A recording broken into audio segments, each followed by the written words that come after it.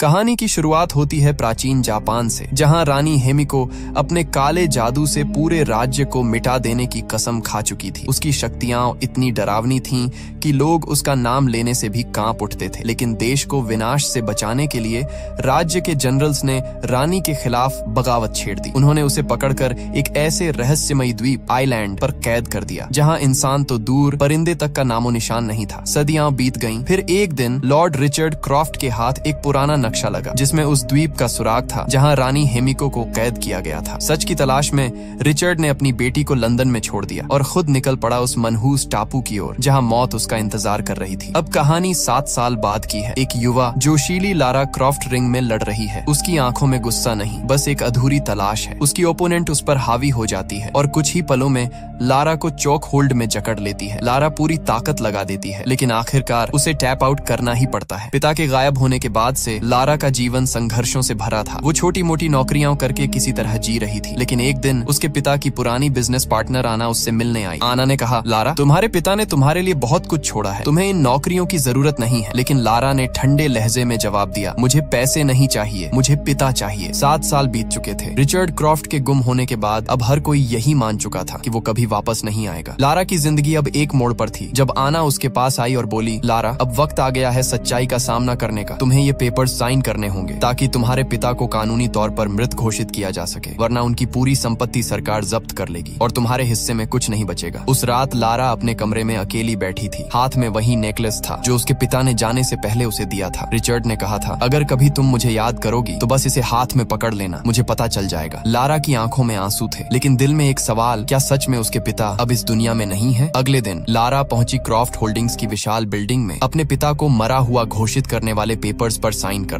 करने से पहले वकील ने उसे उसके पिता की आखिरी छोड़ी हुई चीज दी, एक रहस्यमयी पजल बॉक्स जिसका नाम था काराकुरी। लारा ने बॉक्स को ध्यान से घुमाया और कुछ ही पलों में उसने उसे सॉल्व कर लिया। अंदर से एक छुपा हुआ खत और एक छोटी सी चाबी निकली। खत में लिखा था, मेरी आखिरी जगह का पहला शब्द। लारा ने कुछ देर सोचा और फिर तुरंत समझ गई। वो दौड़ी अपने पिता की कब्र के पास। वहां जाकर उसने पत्थर पर उकेरे नाम रिचर्ड का पहला अक्षर आर दबाया और तभी नीचे से एक छुपा हुआ लॉक सामने आया। लारा ने वो चाबी डाली और जैसे ही घुमाई, कब्र के पीछे की दीवार खिसकने लगी। उसके सामने खुला एक गुप्त दरवाजा जो सीधे जाता था रिचर्ड के सीक्रेट ऑफिस में। अंदर धूल भरी फाइलें थीं, नक्शे और पुरानी रिकॉर्डिंग्स। लारा ने एक वीडियो कैमरा उठाया, उसमें रिचर्ड का चेहरा था। उसने कहा, लारा, अगर तुम ये देख रही हो तो इसका मतलब है कि मैं वापस नहीं आ पाया। तुम्हारी माँ की मौत के बाद मैं उसे दूसरी दुनिया में ढूंढने निकला था। इसी खोज में मैंने प्रोजेक्ट हेमिको शुरू किया, लेकिन ये ताकत गलत हाथों में गई तो पूरी दुनिया पर तबाही टूट पड़ेगी, इसीलिए इसे जला दो। लेकिन लारा के अंदर कुछ बदल गया था। उसने डिब्बे को खोला जिस पर लिखा था हेमिको। जलाने की बजाय उसने हर पन्ना पढ़ना शुरू किया। वहाँ उसे पता चला रानी हेमिको को यामताय नाम के एक रहस्यमयी द्वीप पर कैद किया गया था। वो द्वीप जहाँ जाना मौत को बुलाने जैसा था। लारा अब अपने पिता की आखिरी बातों को जोड़ते हुए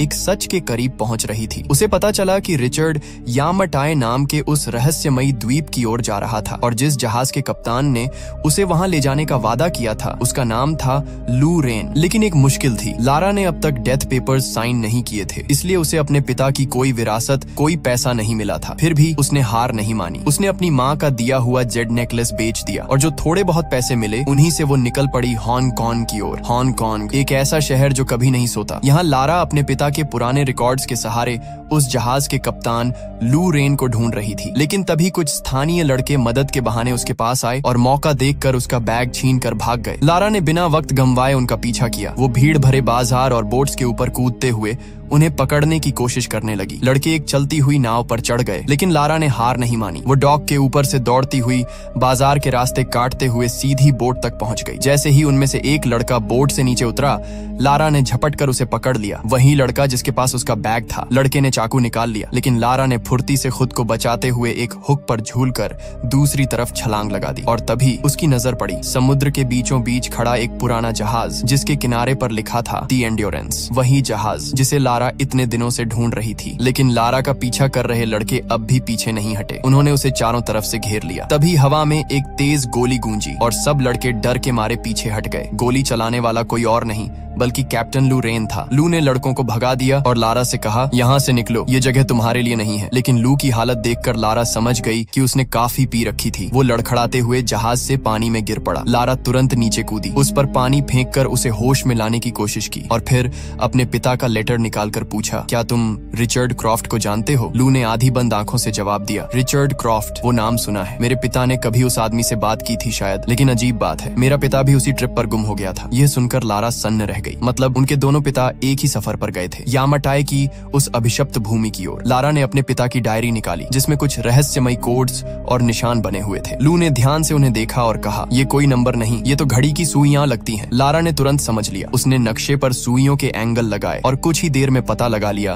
कि यामाटाई का द्वीप आखिर समुद्र के किस हिस्से में छिपा है। लू ने देखते ही कह दिया कि आइलैंड बहुत ही खतरनाक जगह पर है, वहाँ जाना मौत को बुलाने जैसा है। उसने कहा, मुझे तो अपने बाप से भी कोई फर्क नहीं पड़ता। लेकिन कुछ देर बाद जब उसने अपने पिता के साथ अपनी बचपन की एक फोटो देखी तो उसका दिल पिघल गया। लारा ने उसकी हालत देखकर कहा, कल रात तुम जुए में पैसे हार रहे थे, है ना? लू हैरान रह गया। लारा ने फिर मुस्कुराते हुए उसे एक डील दी, अगर तुम मुझे उस आइलैंड तक पहुंचा दोगे तो मैं तुम्हें अच्छा खासा पैसा दूंगी। पैसों का नाम सुनते ही लू मान गया और दोनों ने मिलकर यामाटाई आइलैंड की ओर अपनी खतरनाक यात्रा शुरू की। समुद्र की लहरों पर जहाज डोलता हुआ आगे बढ़ रहा था। लारा अपने पिता की डायरी के पन्ने पलटते हुए बैठी थी। तभी उसे उनके सामान में एक पुराना एशियन पजल मिला। उसे समझ आया कि रिचर्ड ने लिखा था, हिमिको को एक बंद दरवाजे के पीछे कैद किया गया था और मैंने उस दरवाजे को खोलने का तरीका ढूंढ लिया है। लारा को एहसास हुआ कि उस आइलैंड पर हिमिको की जगह तक पहुंचना आसान नहीं होगा। वहां उन्हें कई मुश्किलों और जालों से गुजरना पड़ेगा। लेकिन खतरा सिर्फ वहां तक पहुंचने का नहीं था, क्योंकि रिचर्ड के मिशन पर एक रहस्यमयी संगठन नजर रख रहा था। उनका नाम था ऑर्डर ऑफ ट्रिनिटी, एक ऐसा ग्रुप जो जादुई शक्तियों के जरिए इंसानों पर राज करना चाहता था। रिचर्ड को डर था कि अगर हिमिको की ताकत इन लोगों के हाथ लग गई तो दुनिया तबाही में डूब जाएगी। रात का अंधेरा गहराने लगा था। लारा अपनी बर्थ पर सोई हुई थी कि अचानक उसकी आंख खुली। बाहर समंदर में तूफान उफान पर था। बिजली चमक रही थी, लहरें गरज रही थीं। लू ब्रिज पर खड़ा जहाज को संभालने की कोशिश कर रहा था, लेकिन हवाएं इतनी तेज थीं कि जहाज हिलकर रह गया। लारा दौड़कर ब्रिज पर पहुंची और देखा कि वो लोग यामाटाई आइलैंड के बेहद करीब आ चुके हैं,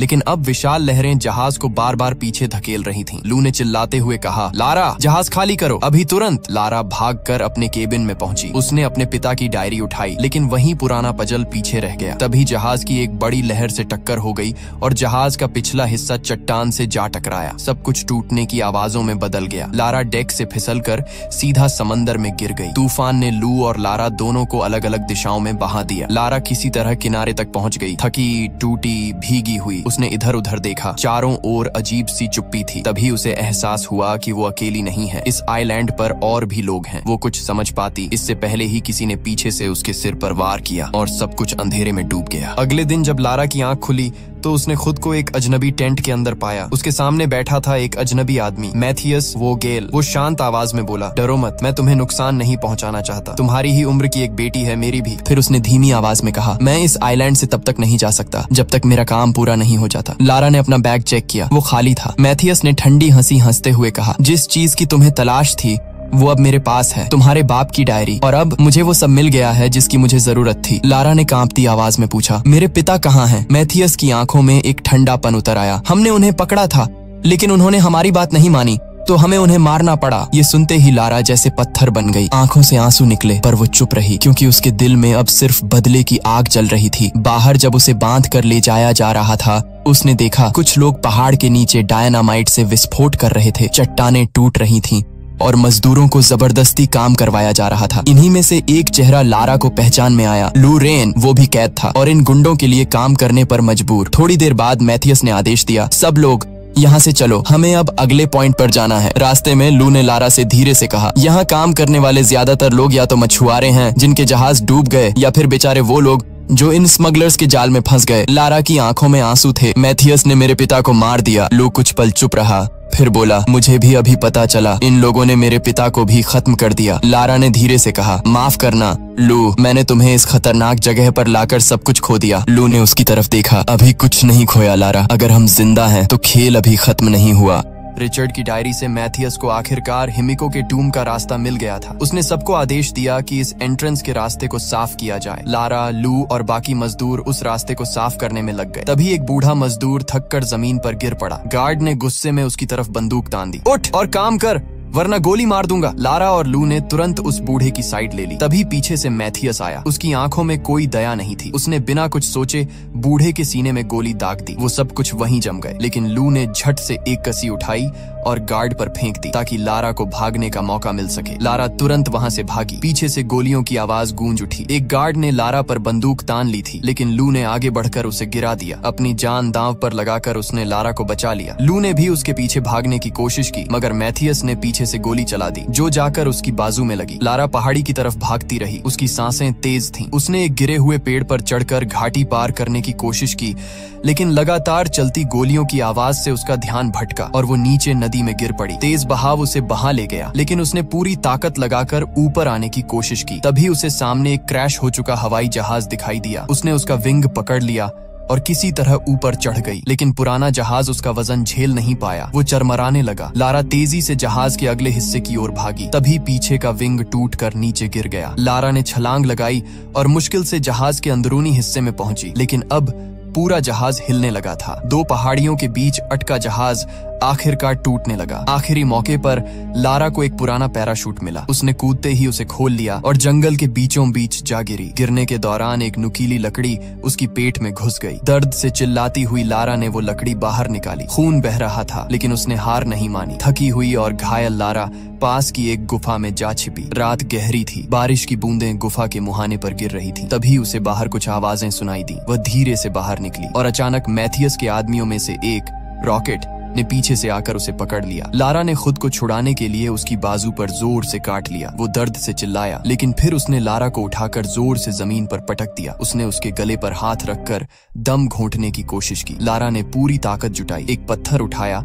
और उसके सिर पर दे मारा। वो लड़खड़ाया, मगर गिरा नहीं। लारा ने फिर वार किया और इस बार उसे नीचे गिरा दिया। गुस्से और डर के बीच लारा ने उसका चेहरा कीचड़ में दबा दिया। रॉकेट तड़पता रहा और फिर कुछ ही पलों में उसकी सांसें थम गईं। लारा वहीं बैठी थी, सांसें टूटी फूटी, हाथ कांपते हुए, लेकिन उसकी आंखों में अब डर नहीं था, सिर्फ एक आग थी, जिंदा रहने की आग। लारा अभी भी अपने हाथों पर लगे रक्त को सोचते हुए हिल रही थी कि तभी अंधेरे में किसी शख्स की परछाई पर उसकी नजर पड़ी। बिना देर किए उसने उसका पीछा किया और पहाड़ी की चोटी पर पहुंचते ही ठंडा झटका लगा। वो कोई और नहीं, उसके पिता रिचर्ड थे। रिचर्ड उसे देखकर सन्न रह गया, पर लारा की आंखों में सच्चाई देखकर उसकी कठोर मुस्कान टूट गई। उसने धीरे से लारा के जख्म पर पट्टी बांधी और फुसफुसाया, अब तुम यहाँ नहीं रुकोगी, मैं तुमको अकेला नहीं छोड़ूंगा। सुबह हुई तो पूरे शिविर में हलचल थी। वर्कर्स ने हेमिको के टूम्ब का रास्ता साफ कर दिया। रिचर्ड ने लारा से पूछा, मेरी सारी रिसर्च जला दी क्या? लारा ने ठंडे लहजे में कहा, नहीं। ये सुनते ही रिचर्ड के हाथ कांप उठे, क्योंकि अगर डायरी अब मैथियस के पास है तो खतरा सिर पर था। रिचर्ड की आवाज में अब डर नहीं, गंभीर चेतावनी थी। अगर हेमिको की कब्र खुली तो ये दुनिया लौट कर पहले जैसी न रहेगी। लारा ने ठान लिया, सीधा टकराव नहीं, चाल चलकर ही जीतना है। उसने पास रखे तीर कमान उठाए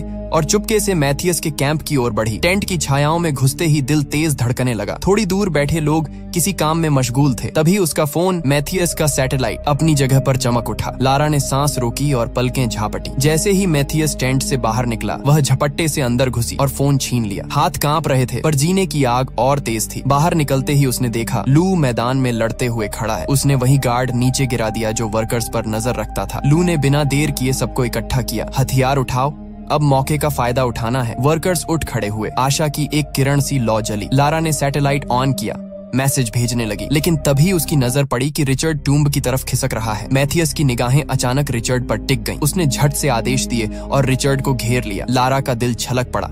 वो भागी, पर देर हो चुकी थी। मैथियस ने क्रूर चेहरे से कहा, बस ये काम निपटा लूं, फिर घर जाऊंगा। रिचर्ड ने ठंडी हंसी में जवाब दिया, तुम्हारा घर तब तक रहेगा नहीं जब तक वो दरवाजा खुला रहेगा। मैथियस का रुख कठोर हो गया। उसने रिचर्ड को बांधा और टॉर्चर की शुरुआत कर दी। लारा ने दूर से देखा, उसकी सांस तेज, लेकिन सैटेलाइट फोन अब उसके हाथ में था। एक छोटी सी चाल, सही वक्त पर भेजा गया एक सिग्नल, और अब लड़ाई सिर्फ बंदूक की नहीं, चतुराई की भी थी।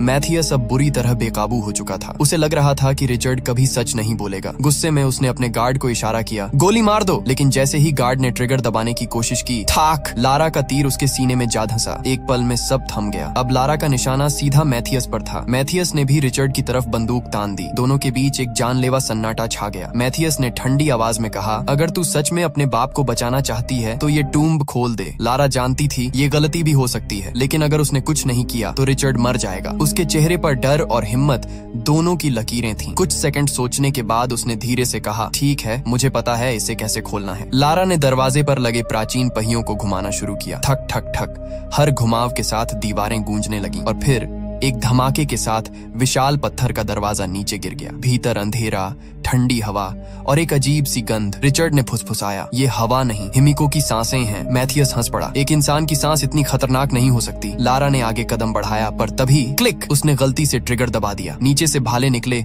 और एक गार्ड को आर पार कर गए। सब घबरा गए, दीवारों पर साएं हिलने लगे। फिर वो सब आगे बढ़े और एक खाई तक पहुंचे। नीचे सैकड़ों कंकाल बिखरे पड़े थे। मौत की गंध हवा में फैल रही थी। एक तंग पुल पार करते हुए उन्होंने अगला रास्ता चुना, लेकिन तभी एक और गार्ड का पैर ट्रिगर पर पड़ा। धड़ाम! भारी गोल दरवाजे बंद हो गए। चारों तरफ सन्नाटा और फिर जमीन हिलने लगी। दरारें चौड़ी होती जा रही थीं और अब सबके पैरों के नीचे की जमीन टूटने लगी थी।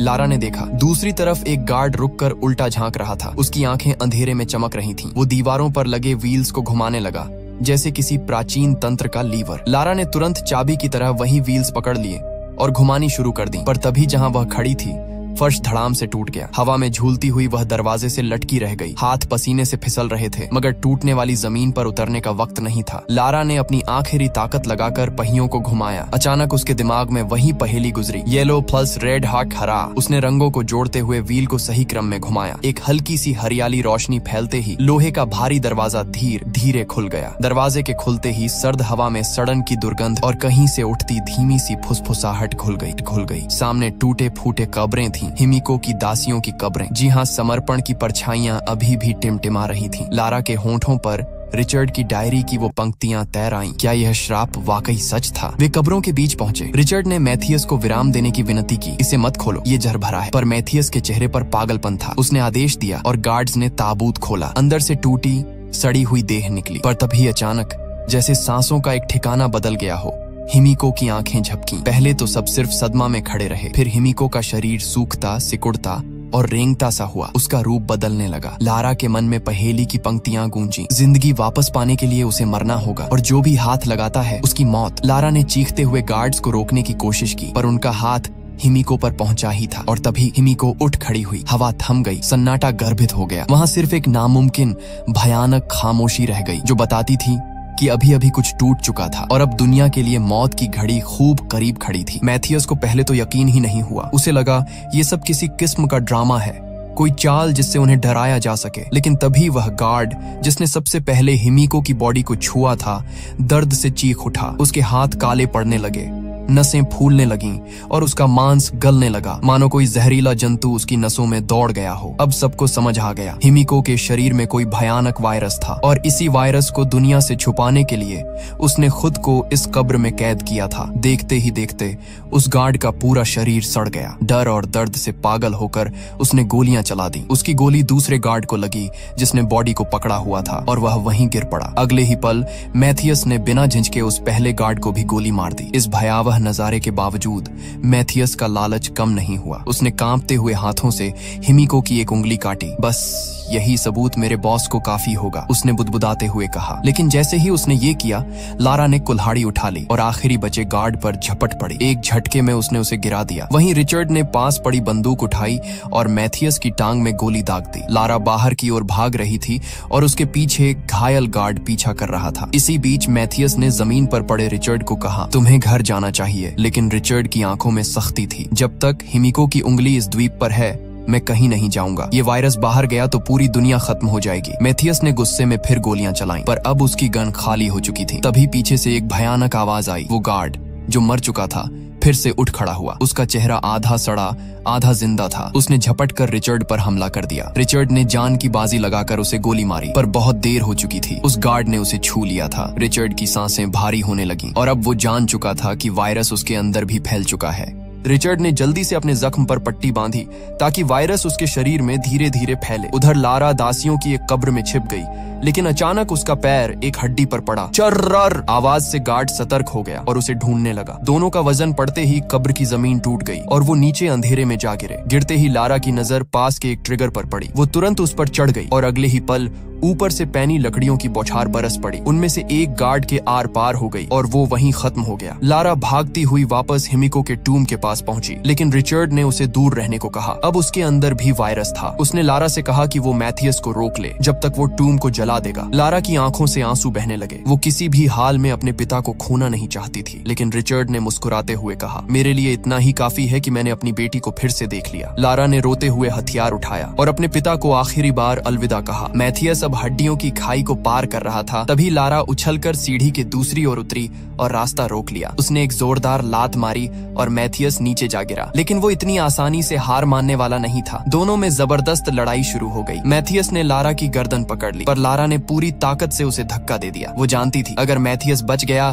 तो सब खत्म हो जाएगा, इसलिए उसने सीढ़ी को ही गिरा दिया। अब मैथियस ने कुल्हाड़ी उठाई और वार किया। लारा जमीन पर गिरी, उसकी सांसें तेज थीं। तभी दूर रिचर्ड ने हिमिको के टूम में बम विस्फोट कर दिया। धमाके की आवाज से मैथियस का ध्यान भटका और उसी पर लारा ने उसे लात मारकर नीचे गिराया। फिर हिमिको की उंगली वाला बैग उसके मुंह में ठूंस दिया। कुछ ही सेकंड में मैथियस के शरीर में वायरस फैल गया और लारा ने उसे खाई में धक्का दे दिया। पूरा टूम हिलने लगा, पत्थर गिर रहे थे, फर्श टूट रहा था। लारा ने दीवार पर चढ़ते हुए ऊपर निकलने की कोशिश की। बाहर लू ने उसे देखा और सहारा देकर किसी तरह उसे बाहर खींच लिया। दोनों ने ट्रिनिटी के हेलीकॉप्टर देखे और पायलट्स को बंदूक की नोक पर वहां से उड़ने को कहा। लंदन लौटकर लारा ने उन पेपर्स पर साइन कर दिए जिनसे ये साफ हो गया कि रिचर्ड अब नहीं रहे और उनकी कंपनी की नई मालिक लारा क्रॉफ्ट होगी। आना ने मुस्कुराते हुए कहा, अब पूरा बिजनेस तुम्हारा है। लेकिन लारा ने ठंडे लहजे में कहा, मुझे इन सब से कोई मतलब नहीं। आखिर में लारा ने वो नेकलेस वापस खरीदा जो कभी उसे बेचना पड़ा था। उसे हाथों में थामकर